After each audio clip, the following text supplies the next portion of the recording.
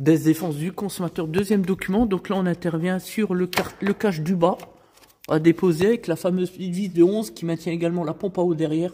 Puis il nous reste deux vis de 10 ici pour le cache de la pompe HP. On a également déposé les deux galets de la cour accessoire. Pas réellement de difficulté sur la poulie d'ampère qui d'ailleurs ne présente aucune anomalie. Voilà, on a pu constater de la pâte à joint sur la vis et sa rondelle, aucun intérêt. On a nettoyé, dégraissé, on mettra un filet de loctite comme d'hab. Maintenant on redescend le véhicule puisque derrière le cache Arbacam derrière on a une vis comme ça de 10 qu'il faut déposer. Et on atteint la courroie de distribution. Voilà, la dernière fois qu'elle a été changée par un bricoleur avec des Tipex partout. Donc là-dessus, la pompe HP elle ne se cale pas, il faut le savoir. Après le calage au démarreur pour le vilebrequin, calage ici au niveau de l'Arbacam, c'est fait. On peut déposer. Dessert la vis de 13 du galet tendeur et hop, on dépose. Comme ceci.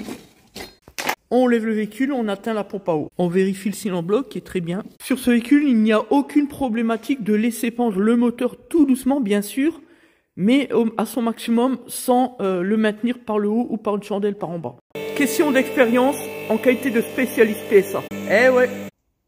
Et bricoleur. La pompe à eau, 5 vis de 11 et ici, vis de 16 pour le galet enrouleur. Et 13 pour le galet tendeur ici. C'est le principe de transparence qui est le nôtre, qui a fait donc notre renommée. Tout dire qui on est, ce qu'on fait au quotidien. Partager des belles expériences comme ça sur des véhicules anciens, qui ont d'ailleurs fait la renommée du groupe PSA aujourd'hui Stellantis. Et on l'a bien trop souvent oublié surtout avec les déboires du constructeur aujourd'hui. Puisque ceux qui dénigrent le constructeur Stellantis sur ses compétences industrielles, c'est ceux-là même qui passent matin, midi et soir à commettre des fautes dans le cadre de l'exécution de leur contrat de travail. Ne l'oublions pas, c'est typiquement français que de tout dénigrer, tout critiquer.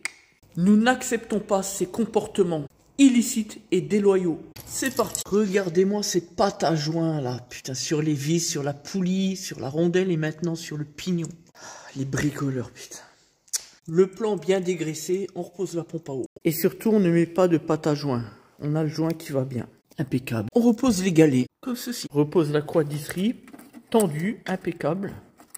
On remet maintenant les caches, solution inverse, on remonte tout simplement. Repositionne la courroie accessoire neuve, prêt à tendre. On libère le petit clip de maintien du galet dynamométrique à eau. Et après, on procédera à la tension par ici.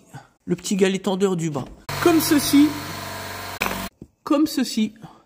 De facto, nous sommes en face au niveau des deux trous de l'autre galet. C'est-à-dire que le premier trou de gauche, là, il doit correspondre à ici. Celui-là et celui-là. Allez, on remonte. La boulette, le retour qui a cassé du gazole partout. Là, on est en train de remplacer, faire une réfection du système de retour gazole. Opération sauvetage réussie.